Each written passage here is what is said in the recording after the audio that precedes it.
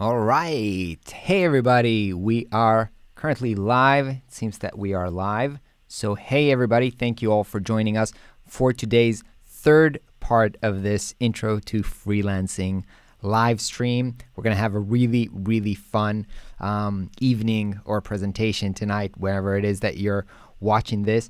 So, welcome, everybody. Let me just get started here and hope that you can all see and hear me all right. If you can, let me know in the comments. I'm not going to be looking at the comments all throughout the thing because I'll be doing the presentation, but it's probably going to be an hour and we're going to do a live Q&A at the end. So I'm super excited. Lots of good stuff to share with you.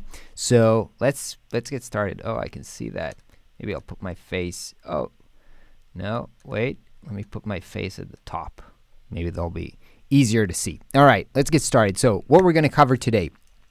Today, we're going to talk about how to create an unfair advantage for yourself, even though you are just starting out. I know that you might think it's not possible, but we're going to talk about how you can do this.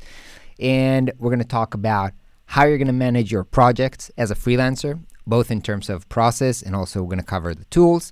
And we're going to talk about how to take your freelance full-time. I've been getting a lot of messages from you. A lot of people were taking action on the stuff that I covered in the first and second part. A lot of people were getting leads. A lot of people were getting actual proposals. And so some of you, depending on your situation, might be considering of going full-time, or what does it take to go full-time freelancing. So we're going to talk about all of that today. So let's get started. Can somebody that's just starting out have an advantage? Yes, and let me explain why. So most people, most designers or freelancers just starting out, they have kind of a misconceptions about what clients actually care about. They don't really understand how clients are thinking when they're hiring, or what do they expect from the freelancers that they're working with. So I think most designers starting out, they actually think that the most important thing for the client is the quality of the work, right? So like 99% of what they care about is, am I a good designer, right?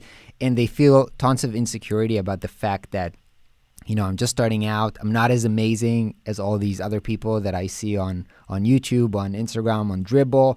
My portfolio is not good enough. My work is not up to standard. So that pretty much says maybe I can't charge enough, or maybe they wouldn't choose to work with me. Now that's actually a misconception, because that's not how clients think about. Now a lot of times clients might not even understand what a good design is, right? They're not designers themselves. They never went to design school. They're not hanging out in Dribbble all day long. They don't understand the intricacies of design. So this is pretty much kind of a broad look of what clients actually care about. So obviously they do care about quality, right? But they also care a lot about the type of service that they're getting. And you think about yourself when you're hiring somebody else, no matter what it is, if it's a plumber, or if it's an architect that you're hiring to build your house. Besides doing a good job, you also want to have somebody that you can enjoy working with. They'll be responsive. You'll get good service from them.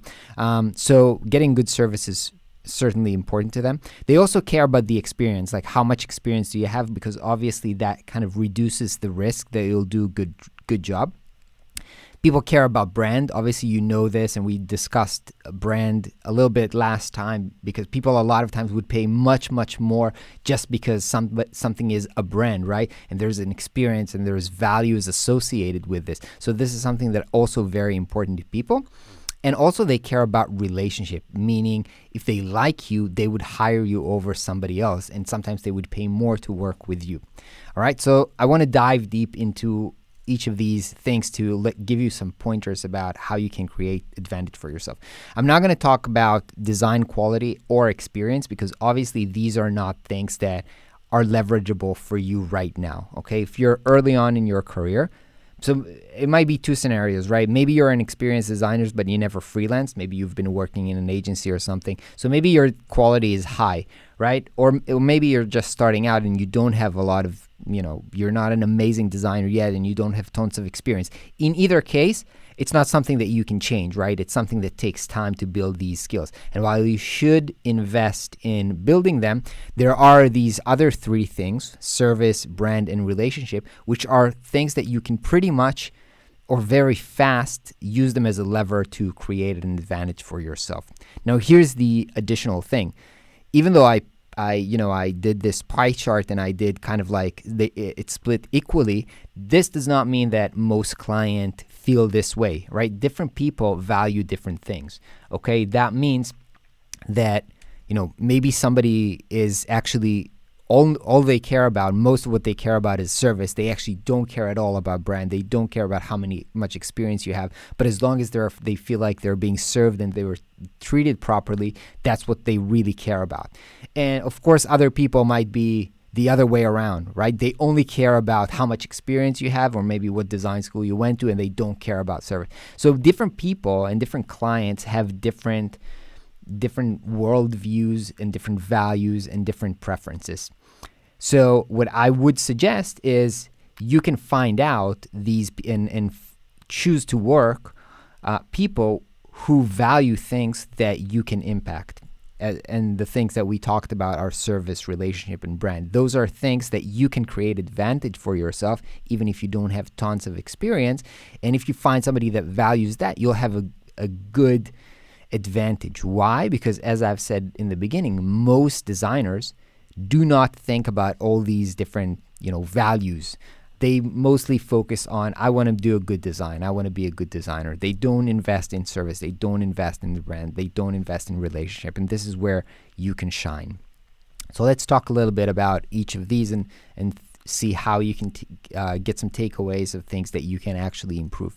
So what does good service look like? So it means that you're responding fast. I was thinking about this. I think I read an article with Jeff Bezos, CEO of Amazon, and he said, we invest so much money in, building the infrastructure for deliveries because people will always want things faster. I mean, that's kind of a natural the nature of people, right? They want things faster. So if you respond fast, meaning if they send you a message or an email, you respond to them fast, or if you deliver the work fast, immediately they are happy. Now, of course, that should be said that, not everything should be as fast as possible, right? Your work is not necessarily like fast food. And at some point when you're trying to do things too fast, the quality is being hurt. So there's always kind of a trade-off. But if you are always trying to be efficient, if you state up front, this is going to take 3 days, and then you stand and deliver in 3 days, or if you said this is going to take a week and then you deliver after 3 days. So it's all about the expectations, right? And again, it's the same with correspondence, right? If you set the expectation, right, I'm available Monday through Friday between these hours, right? I'm not working on the weekend and I won't be responding to messages after 5 p.m. But within this time frame, you're going to get really fast response because I'm going to be on top of it. So these are things that are within your control, and you will not believe how much client value this. Now, you can treat them like a king or a queen, and this is unbelievable. We are all people and we are all emotional creatures and we are all motivated by egos and stuff like that. So when you have a client that you always compliment and you always treat them well, wow, it's so great to talk to you. Come on, let me get you a coffee and I want to hear about, your day and everything. I mean, you treat them like a king or a queen with everything that you do. They love you because everybody likes to be pampered, right? Imagine the main difference between, let's say, a good restaurant and a bad restaurant isn't always the quality of the food. A lot of time it would be the quality of the service. So try to imagine what makes an amazing service at a restaurant or in, let me give you an example, right? So I flew business class a few times on work, and one of the things that amazed me or blew my mind at the first time that I flew business was that the flight attendant called me Mr. Segal. I mean, for me, it was very different because they never know your name. So when somebody suddenly knows your name when they're not supposed to know your name, it really feels like, oh, they took the time. They actually took the time, to look at the name before they came to ask me what do I want for dinner. They made this extra effort, and that feels special. This is why you pay extra, because it feels special. So you can take the time to think and invest and research them. Take the time, for example, look in their Facebook page and then realize that their son is playing soccer, and then ask them, hey, how's your son doing? I mean, you can take the time to dive deep and show them that you care by investing time and giving them really good service. One other thing is about how you take the feedback. Okay, so a lot of designers feel very connected or emotional about the design they make. I mean, obviously they invested a lot of time in this. A lot of times we fall in love with our work, which is only natural because we spend a lot of energy and we love what we're doing. And so when the client gives them feedback, they feel like they're being under attack, or they feel like and they react poorly. They might raise their voice. They might be unpolite, and they might not take it well. Now, part of giving a good service is being open to that, is saying, hey, I want to hear what you think. I want to collaborate with you. I want to and take notes and show them that you, again, really, really care about them. This is part of it. It's all part of giving good service.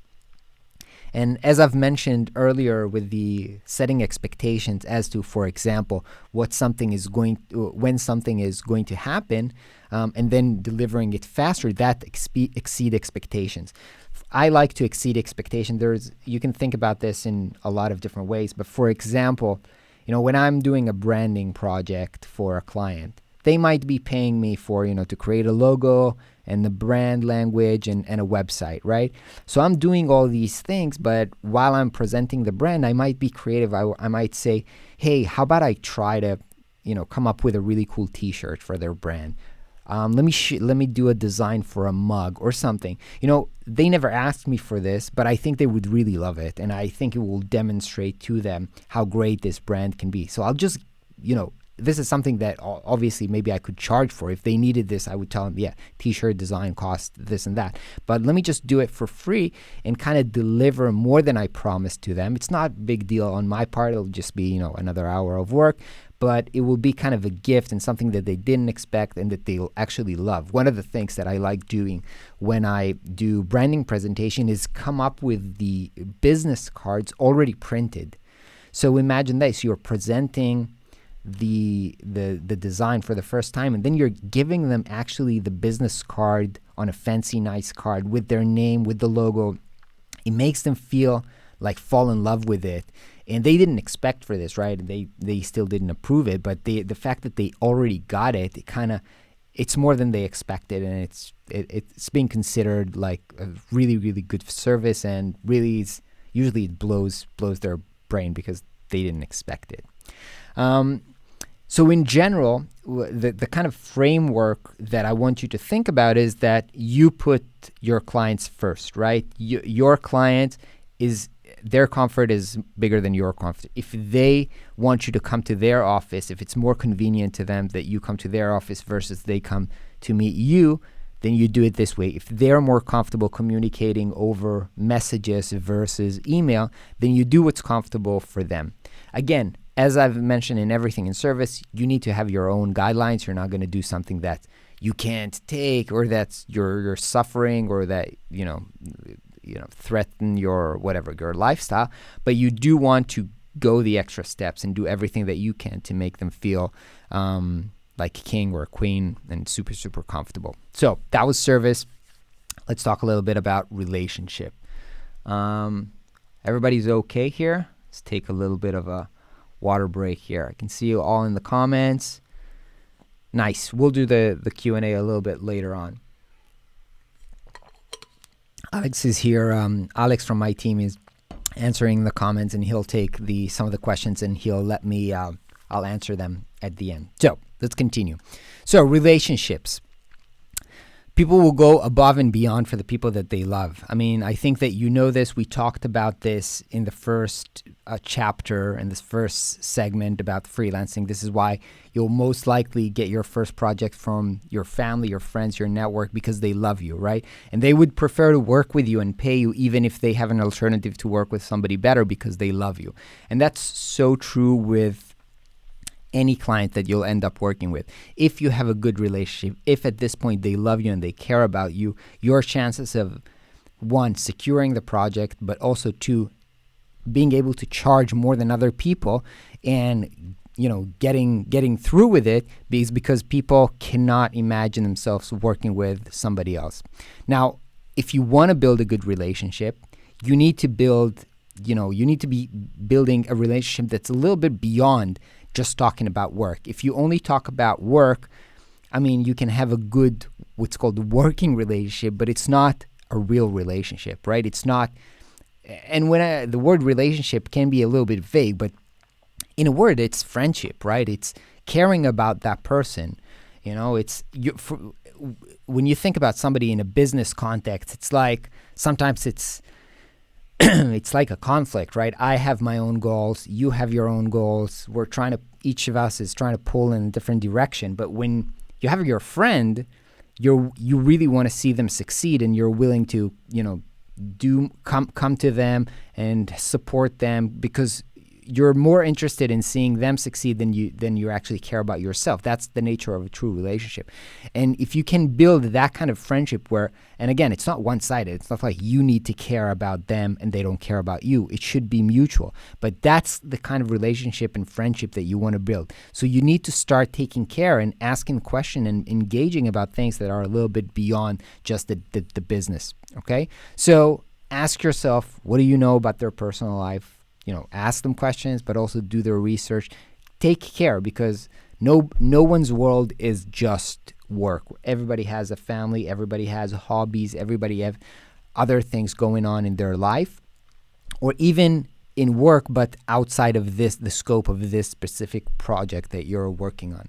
Okay? So I encourage you to build that relationship, and that relationship requires an investment, okay? It's not something that's easy. It's going to require you to take time.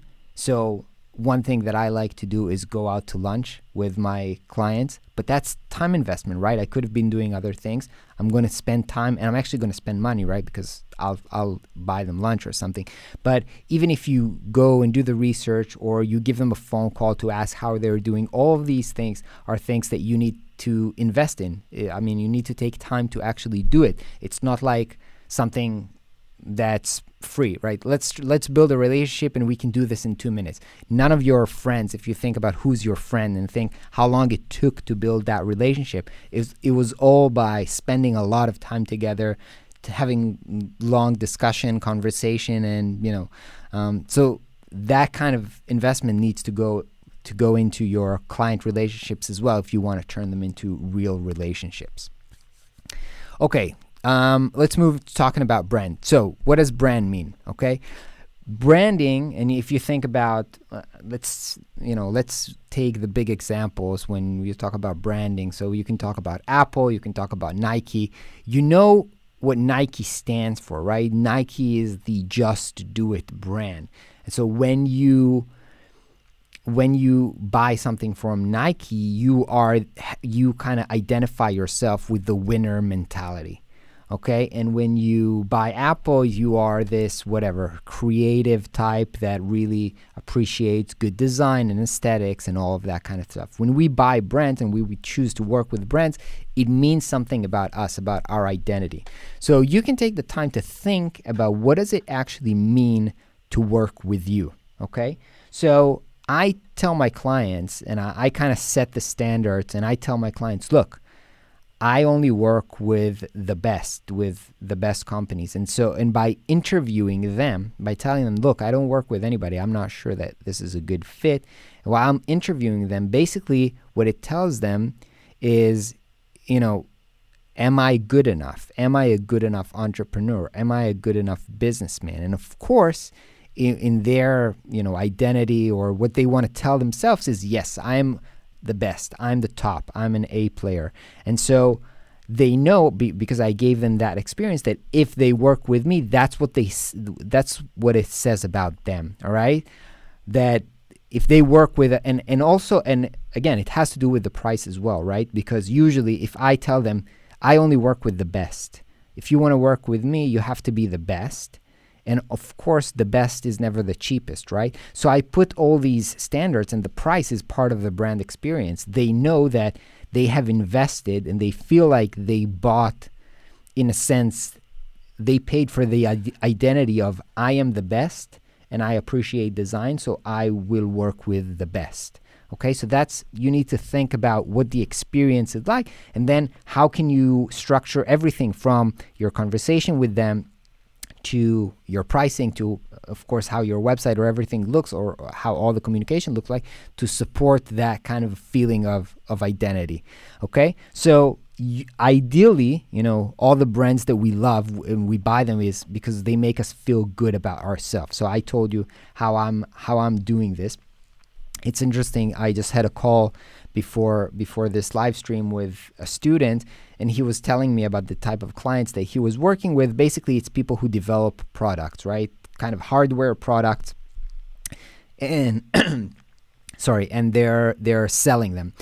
And I was thinking about this and trying to find kind of the category to define these people. And then I came up with, they are inventors, right? Because they build new products, they bring new products to the market. And so if you call them inventors, or if you call them innovators, if you just say, on your website, I work with innovators, think about what it says to them about their identity. Wow, yes, I'm an innovator. Yes, that's me. They want to feel this. So they know that if they're working with you, that's what it says about them, right? Because when you state on your website, who do you work with, right? I work with the best companies, or I work with innovators. They will think, is it me? Is it for me? And in his case, they would feel good about thinking about themselves as innovator, right? I mean, who wouldn't want to think about themselves as an innovator? So think about how can you make them feel good about their identity, okay?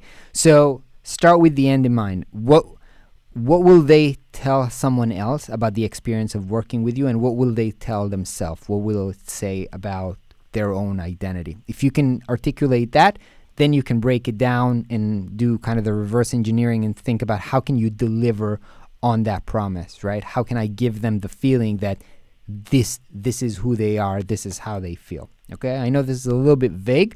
However, if you think about this is something that, again, 90% or more of freelancers or service providers in general do not take the time to think about and articulate. And that's why most service providers are not brands. They are just commodities. They are people who are, you work with them, but you don't think about this. You don't recommend them to other people. You don't feel like, wow, that was an amazing experience, because they never took the time to think about this, articulate this, and then design their business in a way to make you feel this way.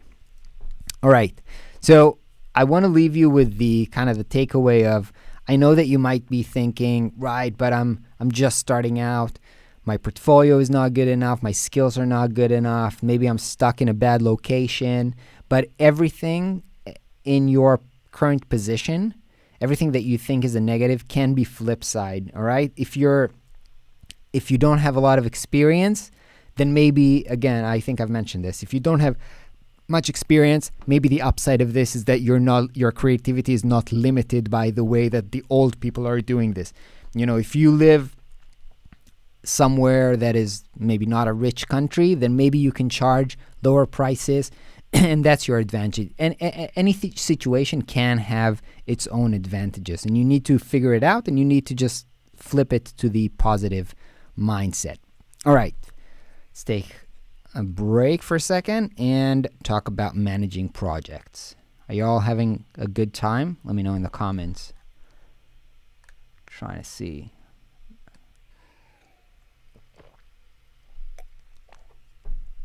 All right. Nice. All right. Can see in the comments that you're liking it. Happy to hear. All right. Let's keep it up.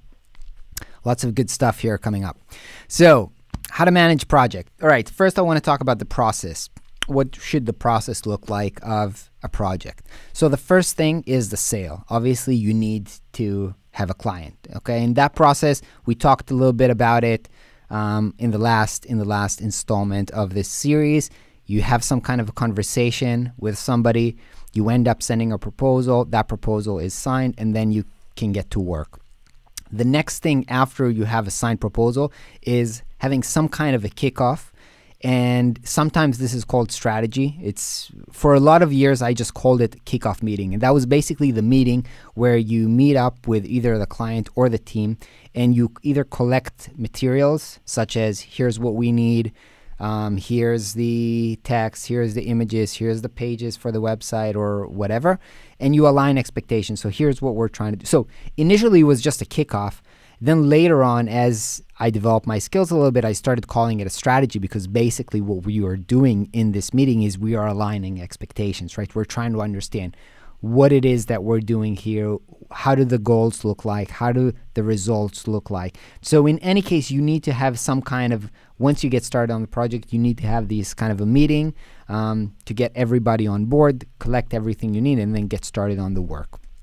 Now, one thing that a lot of young designers, including myself, do as a mistake early on is they have this kickoff meeting, or they get the brief, and then they go do the job, and then they go and present the job. They present the work, and a lot of times turns out that's not what the client wanted. All right, and so they have to present multiple options and do a lot of revisions, and it's going out the wrong way. So what I suggest that your process should have some kind of a milestone to approve the general direction. Okay, before you go ahead and you do everything, make sure that you involve your clients in the process. Okay, so that might be showing them sketches or wireframes if this is a website, or stylescape, but you show them work in progress. You don't wait to finalize everything to show them something beautiful, and you tell them, look, I want to see that we are going in the general direction before I go ahead and finalize this. And if something is wrong, I want to know early, but if something is right, I want you to sign on this so that we know that we have agreed to this and we can move forward, okay? And we don't later on make a decision that we're going to redo everything, okay? So that's an important step.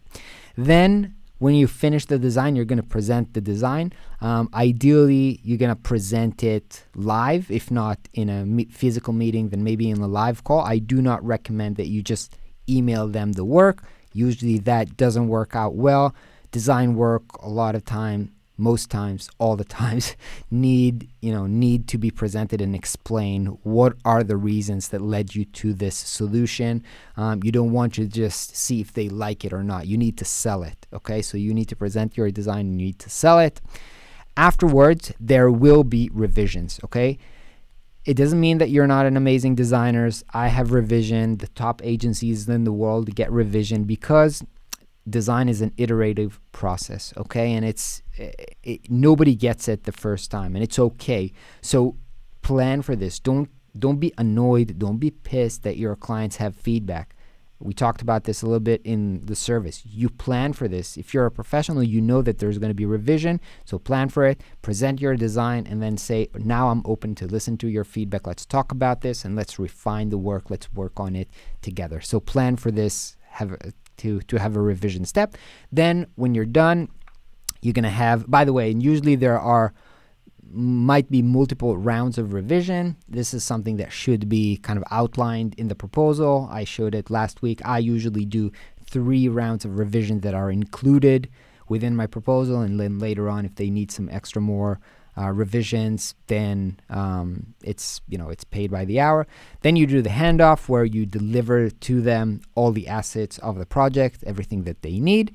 And then, and this is something that most people forget about, is you might want to support them later on, okay? So there's 2 things here. First of all, you always need to think about what's the next step. If you delivered a website, what's going to happen if they need to update it? What's going to happen if they need to change anything? So you think about this together with them. Maybe they need some kind of a support that's a retainer, and a retainer is kind of like they pay you a fixed amount every month, and then if there's any changes, you can do that for them, or some kind of an ongoing support. Maybe they need an ongoing support to maintain their Instagram feed or their whatever, or have, weekly flyers, or depending on the project, they might need an ongoing help. So this is a great way to kind of turn a one project into an ongoing relationship, which is something that, you can be very, very beneficial. Another thing about this is that you probably at the end of the project, I'm not sure if I wrote this or not. I didn't write this. So you want to ask for feedback, okay? And did you enjoy the process? Are you happy with the result? Do you have any feedback on how I can be better?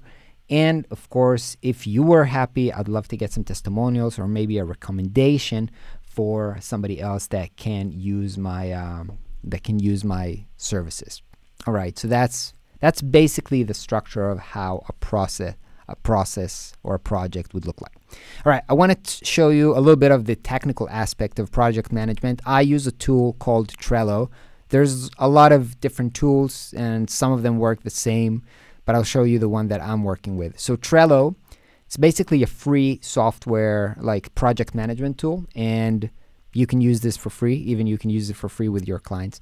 The way that this works, I'm pretty sure that some of you have seen it. If not, it's the structure of this work is called Kanban. This basically, you create some lists and then you have cards and you move them around. So here we have, this is a website project that we were working on, and you can see here is me and the client, the team of the clients are here as well.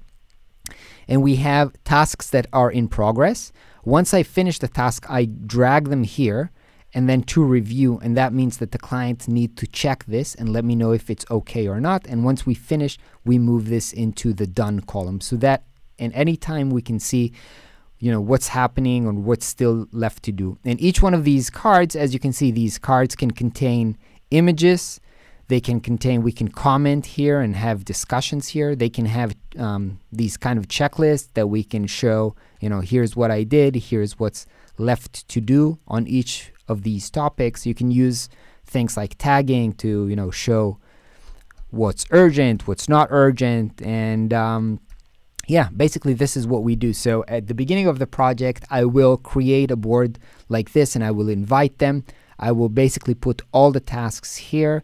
And they can always see what part of the process we are. It's also very good at the end of the project to manage revisions.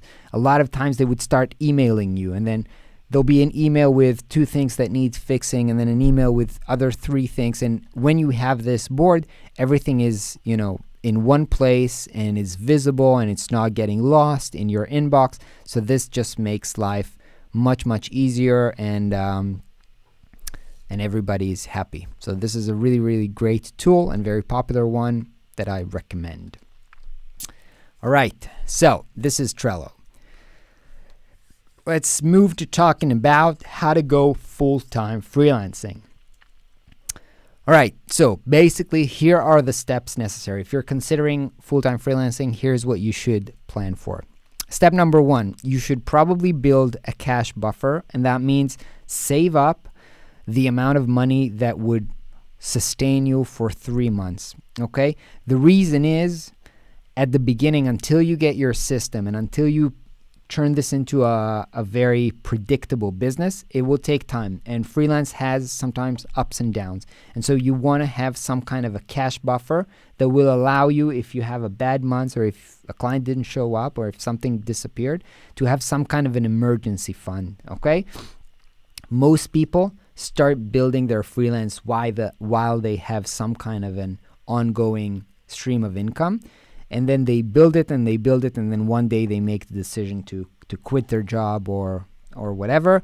And so I suggest that during the preliminary time, while you're doing some client work, building experience, building your portfolio, the first thing that you should do is to start saving up money for this cash buffer. I do not recommend going full-time without this cash buffer, because what will happen is you'll always be stressed out for money. And if something happens, if a client drops or if you're stuck for 1 month, you'll be so stressed out for money that you'll take bad clients. You won't be negotiating from a comfortable position. You'll be negotiating from fear. I have to have this project, and so my my acceptable price range will drop significantly, and it will put you in a bad position. And then you might be stuck in this kind of a rat race of you always don't have enough money, so you always take this shitty project, and then it's just kind of a self-sustaining loop. So you don't want to be stuck in that loop. You know what? I'm gonna go turn the air conditioner for a second because I'm a little bit sweaty in here. So wait a second. I'll be back in a sec.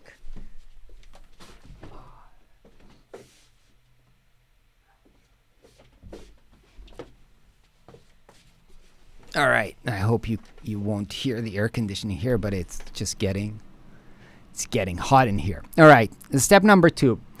While you're just getting started and doing this part-time and you're still early on, you might take everybody as a client. But when you're going to try to make this a full-time thing and you want to build a system to get clients systematically, you want to define your ideal client. You want to know exactly who you want to work with. And the reason is that if you don't know who it is that you're looking for, it's going to be very, very difficult to go find clients. If everybody is your client, you can't define everybody, and you can't go find them in specific places, and you can talk to them in a language that motivates them. When you have somebody that's, that exactly who it is, it's some kind of a business demographic, then you know that they have their own events and their own Facebook groups and their own Instagram accounts, and you know where they are, and they have very specific problems, and you can tell them on your website, I want to work with you. And then your life is going to be very, very easy. So you want to define who's your ideal client, and then you want to start building the systematic client attraction channel. Now there's a lot of different channels, right? You can do YouTube videos, you can create content on Instagram, on Facebook, you can use LinkedIn, you can use groups, there's many channels that you can explore, you can use ads, there's a lot of possible channels. You'll find one where, based on who you chose as your ideal client, you'll also figure out what is the best way to reach out to them. And you also learn a little bit about yourself, because different people have different strengths and different preferences, and you'll find something that you can actually execute on. Okay, I know a lot of people, for example, again, I told you I was on a call before this call, so I was talking to this person, and he was like, you know what, I don't feel like comfortable posting on social media. And I told him it's okay, it's totally okay not to be on social media. And specifically, he has a business where he's finding his clients, in a kind of a relationship recommendation, networking kind of way. So it's totally okay. There is no one way to find clients. Different people have different preferences, and depending on your strengths, and again, depending on the type of clients that you'll choose to work with, there's many different ways to build that system. Once you define that, you can understand what actions you need to take consistently every day, every week, to get them to know you, like you, and trust you, and bring them into your world, your system, and start having these sales conversations with them. All right. The next thing that you'll probably want to do is to have some kind of a pricing strategy. We talked a little bit about pricing on the last presentation, but you want to build yourself a process for how do you define the pricing for them. All right. So what's your pricing structure? How do you set up the pricing for each proposal? It can be, how to do your calculations, understanding what's your minimum rate, what's your break-even rate, how much money do you need to make. So you'll need to build a system for your pricing so that you don't rethink this every single time. That when you have a new client, you'll have kind of a system to figure out exactly how much to charge. All right. And the last thing here is that you'll want to build a system for continual improvement and growth. And let me show you. All right. Here's what I mean. Okay. So basically, we're attracting client, as we said. You've picked up some marketing channel to where you can directly find people that are in the niche or ideal client that you want to work with. So you're attracting them. You're doing work for them. You're getting experience from the work. You're also getting testimonials from them after they liked working with you. And that testimonial makes attracting other clients easier, right? Because once you have testimonials, once you have experience, it's easier to attract clients and it's easier to execute, right? Because you've done this before, and so next time you'll do it faster, better. And this flywheel, once everything is in place, is going to start spinning faster and faster, and everything will be better, right? Everything will be easier. The output will be higher quality, and this is called the flywheel effect once everything is in place. And in order to do that, I didn't put this here, but as part of after you finish each project, if you set in as part of your system time to review and time to reflect on the feedback that you get and how can you do things better, this will help make sure that this flywheel effect actually takes place, because you are always improving, taking out this feedback, doing things better, doing things faster, and so forward. All right, so this is where I get super excited. If you need help implementing all these steps that we just discussed, trying to take your freelance to full time. Some of you might know about this. So today, as we're streaming this is Thursday. Today, we've opened up a new program called the 6-Figure Freelancer, which I'm super excited about. And I want to take a few minutes to talk about and share what it is with you. And then we'll do the Q&A. So basically, we've built this. This is kind of a new way for us to teach. We broke this into 12 weeks, which is actually every week is helping you put that system and that step that we talked about in place. And we're teaching you, and then we're giving you action items or homework for you to actually do. So this is highly actionable program. And then I'll cover in a second what we do every week. But this is basically how it works. So it's 3 months of highly intense work, okay, to put everything that you need in place. I've been doing this for the past 3 months with a private beta group of students. Here's what Norm said. He said, I love the processes inside the 6-Figure Freelance Designer. Each week I'm excited to implement the action guide. Everything is so clear, easy to understand, broken down in a useful way. No fluff or too many words, clear, concise, and to the point. All right. Ethan says 6-Figure Freelance Designer helps you understand the right order to get things done and take action. I'm getting so much clarity on what I need and don't need to do to succeed. This is a long-term thing, but I'm seeing progress every day and I'm building my network in my niche. All right, so let's cover what we do every week of the program. The first week is defining your niche, and this is what I told you. This is the first step. You need to understand who's your ideal customer, who do you want to work with, okay? Who's your perfect client? And this, we have a framework for how to come to this conclusion based on your interest, but also what's your current advantage. And we want to make sure that this is a profitable niche, that you can make money, that they have money, that they want to hire somebody like you. So we have a complete framework for how to make this decision. Once you do that, we'll help you understand what's your unique advantage. There's something that we call unique selling proposition. So we'll help you craft a message that explains how you are different from anybody else and how you can help them.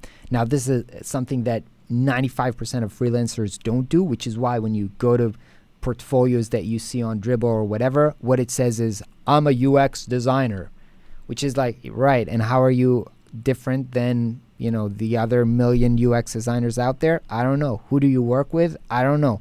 So most people don't take time to clarify their message, and this is where you're going to go through this and immediately going to stand out for most people out there. So once we do that, we're going to go ahead and update your website and your portfolio.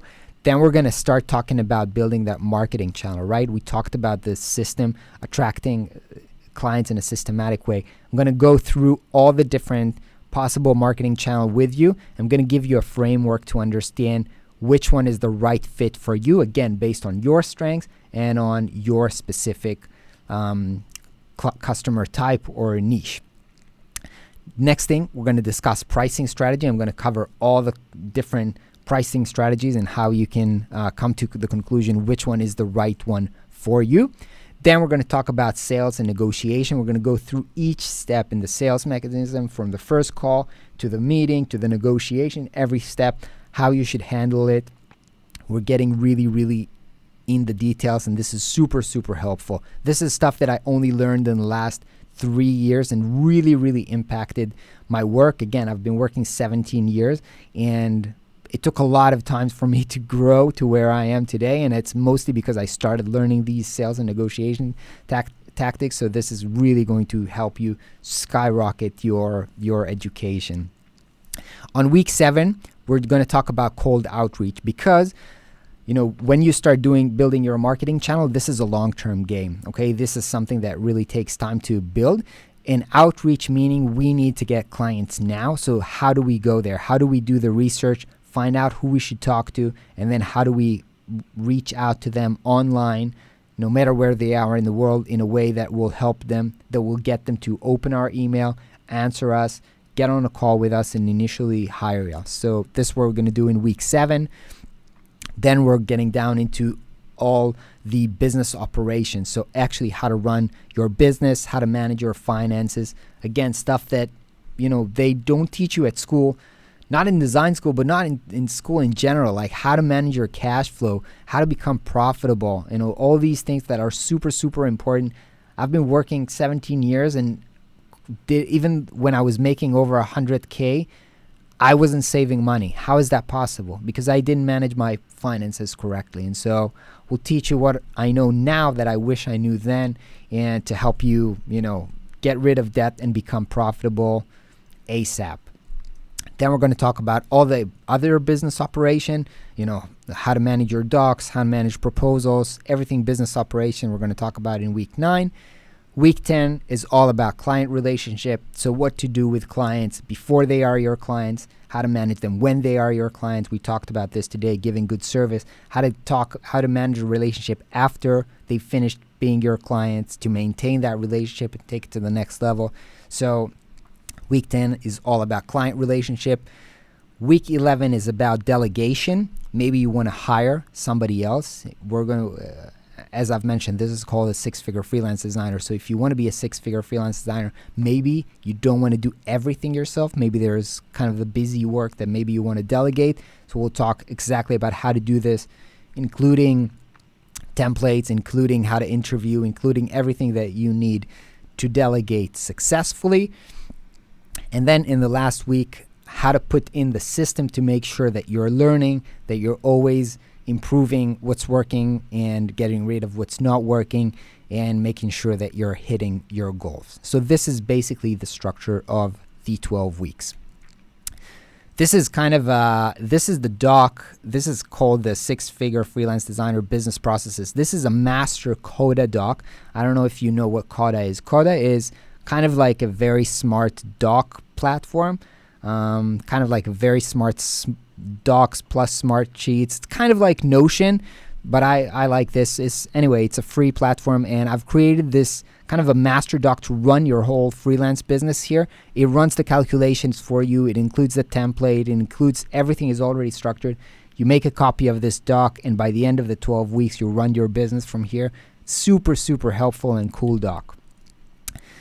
Every week, we have a weekly call. We're getting on a Zoom call together. I'm going to help you through your homework. I'm going to help you through, not being sure what to pick or how to deal with something. I'm answering all the questions. So we have weekly call every Wednesday. Then we have a private group where everybody's networking, everybody's getting feedback, everybody's getting their, making friends and collaborating with other freelancers. That's an amazing group to be in. And just like any of our other programs, we're so confident that this is super well for you. Or let me say this the other way around. If this doesn't work for you, then you'll get your money back, because we are super, super confident that this works. As I've mentioned, this is highly actionable. So you plan to work when you're doing this, but if you are doing the work, then you'll see incredible results. If you don't want to put in the work, you'll get your money back, but if you don't want to put in the work, you should probably not join. All right, so how much is this? So basically, the 6-figure freelance designer is going to go for 3 payments of $297, or you can save almost $200 if you want to pay in full. But because you're watching this today, and today we're launching this, we have a crazy, crazy promo, which is 40% off until Monday, end of day on Monday. And if you're seeing this later on, I'm sorry, this is probably not available anymore. But if you are here right now, should be a link below this video to the program so you can check this out, and you do not want to miss on this huge discount. All right. Last testimonial before we go into the Q&A. Daniel, between my niche, messaging, and discovering my marketing channel, there's lots of potential for my biggest business breakthroughs. Really like the action guides and how they get me to take action instead of just watching videos and then forget about them. All right. I hope you're excited as I am. I'm super excited. Now we can move into the Q&A. Oh man, my throat is just like killing me. I don't know what's going on. Hey everybody. What is up? How you've been having fun up until now? Oh my God, I'm already talking for almost an hour. Crazy. All right, let me open up the comments here, the questions that Alex put down for me, and let's start working through your questions. All right. So Clark asks, how do you go about finding and talking with clients from abroad? For example, you as an Israeli, how do you talk and approach American or European clients? So it really depends. What is your marketing channel? All right. So for example, I mean, I have multiple businesses right now, okay? So I have my freelance business, and in my freelance business at this point, after I'm doing this for, 17 years, I have so much inbound in my freelance business right now that I don't have to actually do anything active. There's referrals coming to me, and so I'm just getting a lot of leads, and in my case, I work with startups, even though I started initially working with startups here in Israel. Startups is an ecosystem, right? So you'll have startups here, and then they move to the US, or people who worked in startups here, then they have other friends with startups in the US. And so right now, these referrals come to me from the US, and they much hit me up on email, hey, let's get on a call, and we're getting on a Zoom call. But that's the freelance. So I'll take a different example, which is, how I run my online school. And in that case, my marketing channel are YouTube and Instagram. And when I'm creating content on YouTube and Instagram, people all over the world see this, but mostly from the United States. And so people reach out to me in the comments, in direct messages, and so forth.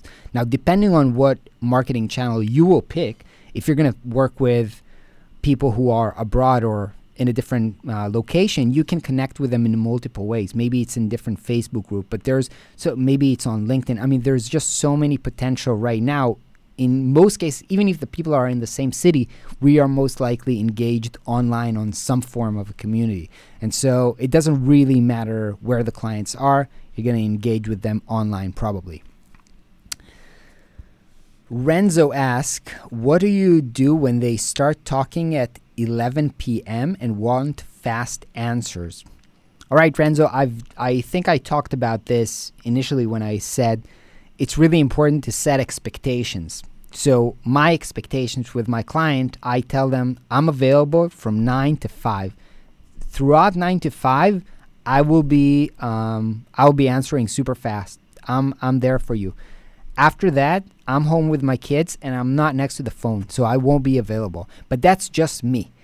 Other people that I work with are night people, and they're like, sorry, I don't wake up until noon, but I will be working on your project throughout the night. So I don't care if, you hit me up at 11 p.m. because that's best for me. So you should have your own standards, knowing when you want to give service, and during those hours, do the best service that you can. And you'll ideally find clients who are aligned. It's very important to set expectations. And you can find, if you're a morning person, and I'm a morning person, I will have all my meetings in the morning.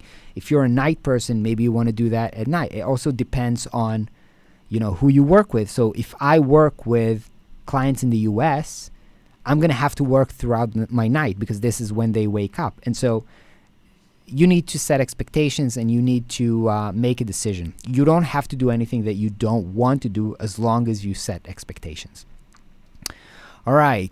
Andy, if you have a very long-running and strong relationship with a client, however, it's turned sour from client doing something that requires them being fired. And what's the best way to handle this? I'm not sure I understand the question. Sorry, Andy. Joe, how do you start web design project for a client? Do you let them to pay for the web flow first? So I start a web design project by doing strategy with them. And we have a whole course called the 10K website process where I cover each step of it. But I think what you do mention is if I let them to pay for Webflow. So no, I mean, I have my own Webflow account, and initially I build the websites on my own account until they need to be published on their own domain, which is just the end. And we only do this, that's the last thing on the to-do list after everything is approved. And then I transfer the project to them, set up their own account. They pay for the hosting and then on their own account, and then we publish it. But no, they don't pay for Webflow until, I have my own Webflow account. I hope that makes sense. Nomi Metzger. Hi, Ran. Listening to your class while I work in Rio de Janeiro. Nice. My question is it worth to invest on Instagram in order to find client? What other clients exist to find good paying clients? So, Nomi, the question is, and I've touched upon this earlier, it depends on who your clients are. And the second is, do you like Instagram and you want to spend all your time in Instagram? It really depends. If you're, for example, if you work with dentists, for example, who are 65 years old and they don't have Instagram, it's probably not a good idea to work on Instagram. So it really depends. What other channels exist? So Instagram, there's social networks, which is Instagram. There's Facebook. There's groups and communities. And there's LinkedIn, which works a little bit differently. There's events. There's actual events. There's networking, all kinds of networking groups. There's referrals. There's ads. There's a lot of different channels that you can explore. All right, Anis, can a web designer have two clients at the same time? Yes, of course, Anis. It really depends on how you manage your project, your time, and the expectation with the client. Sometimes it's actually a good idea to have two projects at the same time, so you can take a break from a project. I think it's probably ideal to have two projects. Between 1 to 3 projects at a time is probably ideal. More than that, it's going to be very, very hard to balance. I think 2 or 3 is the ideal. It's even better than 1 because, as I said, you can take a break from the project and come back few days later. Maybe you have some fresh ideas.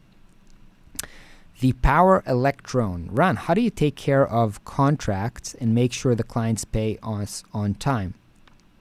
Well, you should probably watch the previous segment. There's links under this video because we talked about contracts and proposals on the last one. Ruby. Hey, Ran, I did all this process, but I still encounter clients with high expectation. They are expecting something, and I try to give sketches or notes about my strategy, but they can't seem to articulate their thoughts. How do you go about this? I have to say, Ruby, I believe that they don't need to know how to articulate their thoughts. It's your idea to know how to pull it out of them. They are not designers. They are not... they didn't learn how to articulate what they want, but it's part of your job to take out the required information from them and learn how to interview them.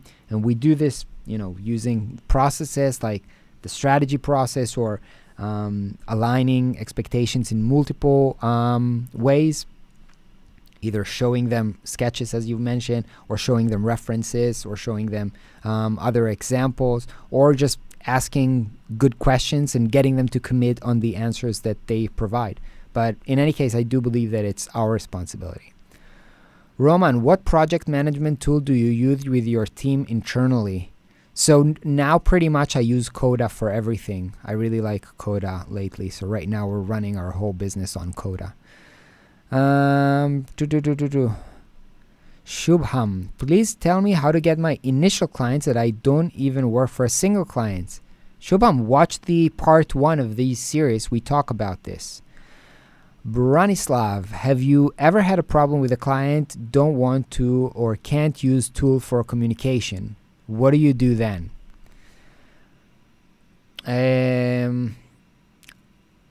I don't remember a specific example, but I would try to figure out why that's the problem. And again, I would try to come to them, as I said, because I think this is good service. It's more important that they will be comfortable. I mean, if I want to work with Trello, but they insist on working on emails because they can't be bothered with Trello, I will, change my process for them. Unless it's something that's totally unacceptable, but I can't really think about what that would be. Michael or Michael, how did you get into learning the business side of creating stuff? I basically just read a lot of books, and I worked in different scenarios, such as I worked in an advertising agency, I worked in a branding agency, I worked in startups internally. So I had multiple different experiences and reading a lot of books. Manuel, I want to offer 3 different services that every business needs: social media marketing, web design, and identity design. I wonder if I have to specialize in one service and cut the others. No, Manuel, I don't think that you do. I think that, as you said, a lot of businesses need all 3 of them, and if you can provide all 3 of them, I think that's fantastic. Andy, sorry, character limit got me. I was asking, what do we do if client needs to be fired from getting overly demanding or ludicrous with request? Okay, so I think what you're describing is somehow things got out of hand and you don't want to work with this client and you're firing them, if I understand correctly. Yes, sometimes you do need to fire a client. It happens. I mean, you try to establish expectations in the proposal. If they go crazy, if they do not respect your agreement, or if things really go really badly, you need to fire them. Ideally, the termination of a project will be discussed in the proposal as well, such as, maybe we don't refund the down payment, or maybe they don't have to pay for work that wasn't completed. The terms should be established. I never fired a client, but I actually did. I think there's going to be a video soon about horror stories from my clients where I share this story. But yeah, if sometimes it happens, it's not nice, but sometimes it happens. Hey Ryan, should I always have multi-language website? My native language Dutch, first example for English and second. Well, it's from MKGene22. It really depends on who you want to work with as your client. I mean, if you only work with Dutch clients, then it's not really important for it to be in English, right? So it really depends on what kind of clients do you want to attract, I think. And I don't have a website in Hebrew, and the reason is that even though I work with Israeli startups, the way that they communicate with each other and the standard for them is English, because their website is going to be on English. So it's probably better for them to see my website in English as well. That's how I think about this. All right, I'm going to do one last question because my voice is killing me at this point. Alexander, the 6-figure course will include live streaming with questions and mentorship. Right now, I have one big client for almost a year, but I want to diversify. So as I've mentioned, we do have weekly calls on Wednesdays. And yeah, on these calls, you can ask whatever you want. You can send in the questions in advance, or you can ask them on a call. Every time we're a group, it's not one-on-one, it's a group. Every time somebody else comes on the call, we talk and discuss, and we try to get as many questions as possible in the 1-2 hour that we have on the call. All right, I hope this was helpful and valuable for all of you.